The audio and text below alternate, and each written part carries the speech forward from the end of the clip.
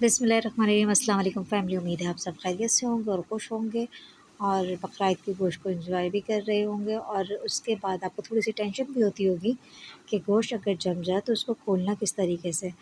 तो आइए मेरे साथ, मैं आपको सिखाने वाली हूँ गोश्त खोलने का तरीका।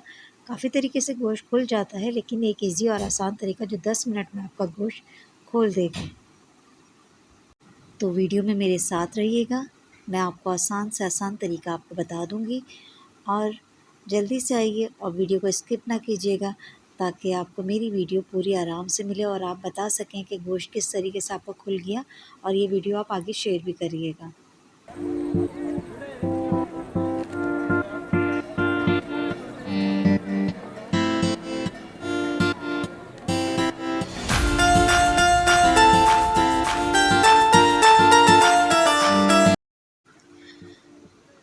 ये देखिए, मैंने अभी अभी फ्रीज़र से गोश्त निकाला है और बिल्कुल जमा हुआ है, आप देख सकते हैं। इसको शॉपर को मैं हटा दूँगी। ये देखिए आप, कितना जमा हुआ है, अंदाज़ा हो रहा होगा आपको, ये फुल जमा हुआ गोश्त है। अब इसके साथ हमें क्या करना है, बस हमें 2 चीज़ें चाहिए जिससे ये गोश्त हमारा बिल्कुल खुल जाएगा। नंबर 1, हमें चाहिए 1 टीस्पून के बराबर नमक।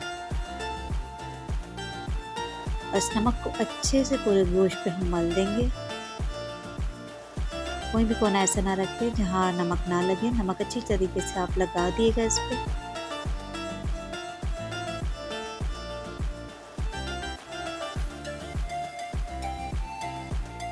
नमक जब अच्छे से मल जाए तो इसके साथ क्या करना है तो वो भी देखिएगा। वो भी पहले हर कोने में हर जगह नमक आप लगा लीजिएगा अच्छे से।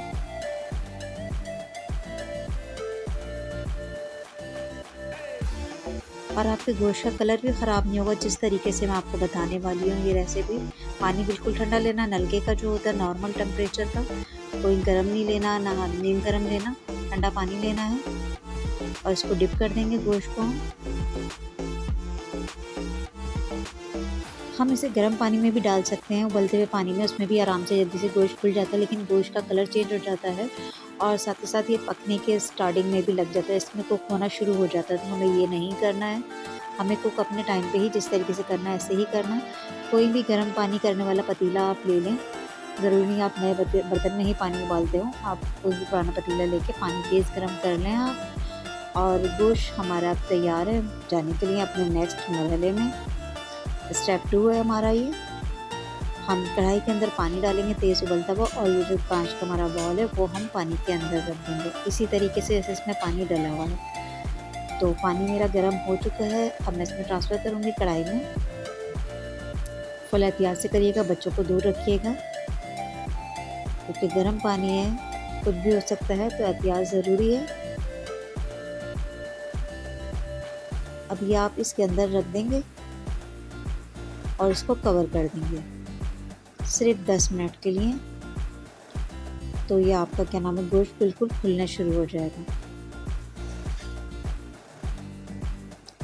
फिर इसके बाद आपसे मिलते हैं हम 10 मिनट के बाद।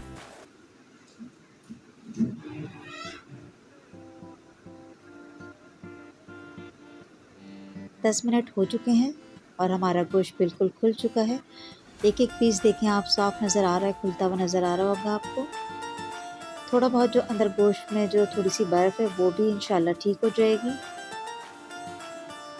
क्योंकि जब हम इसको वॉश करेंगे और फिर पकाने के लिए रखेंगे तो ये इंशाल्लाह सही हो जाएगा। ये हमारा गोश्त बिल्कुल खुल चुका है, ये देखें आप, देख सकते हैं थोड़ी सी बर्फ़ होगी। तो कैसी लगी मेरी टिप? तो इंशाल्लाह फिर मिलेंगे नेक्स्ट वीडियो के साथ। इजाज़त दीजिए, अल्लाह हाफ़िज़। अपनी सिस्टर को दुआओं में याद रखिएगा।